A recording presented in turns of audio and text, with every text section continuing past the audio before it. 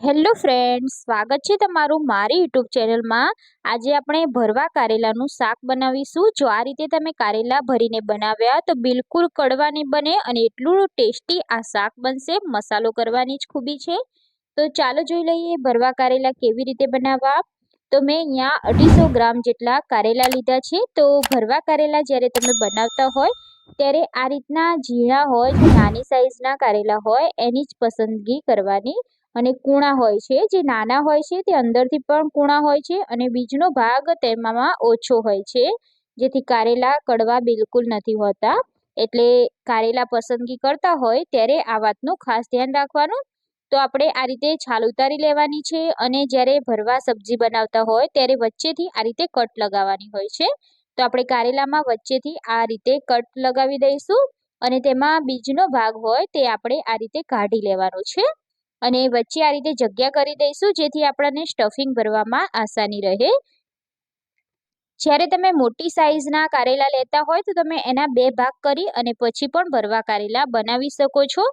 તો આ રીતે મેં બધા જ બીજનો ભાગ કાઢી લઈશ અને બધા જ કારેલાને આ રીતે આપણે સમારી લેવાના છે, એટલે કે છાલ ઉતારી અને તેની ચીરી કરી દેવાની છે।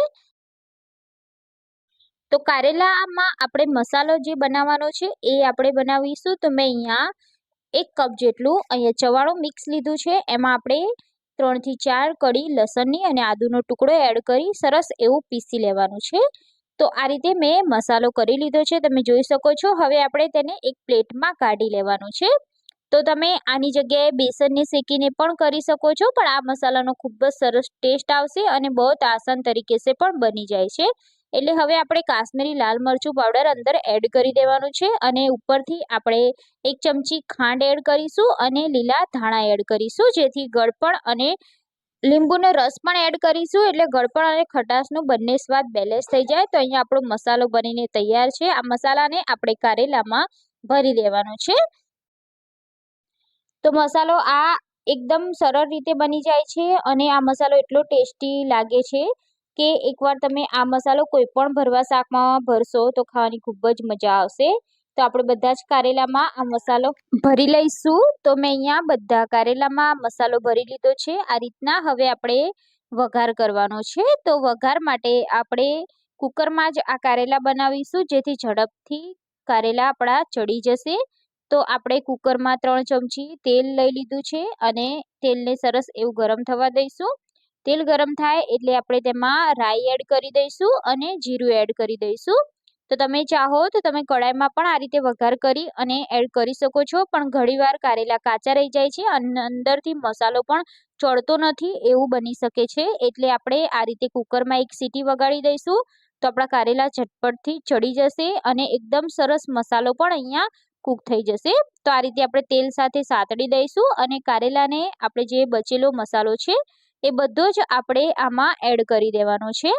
હવે આપણે કુકરનું ઢાંકણ બંધ કરી અને આપણે તેની એક જ વિસલ કરવાની છે। જો વધારે સીટી તમે વગાડશો તો કારેલા બળી જશે, એટલે આપણે ખાલી એક જ સીટી વગાડીશું અને અહીંયા આપણા કારેલા બળી ના જાય એના માટે આપણે થોડું પાણી એડ કરીશું। તો ટોટલ આપણે 3 ચમચી જેટલું પાણી એડ કર્યું છે। હવે આપણે પાણી સાથે મિક્સ કરી લઈશું અને કુકરનું ઢાંકણ બંધ કરી દેવાનું છે અને એક સીટી વગાડી દેવાની છે।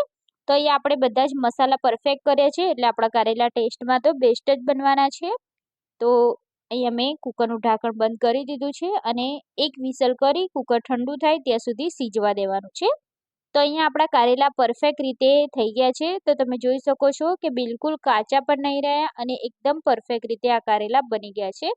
એનો મસાલો પણ ભરાવદાર થયો છે, જેથી ખાવામાં ખૂબ જ સરસ લાગશે।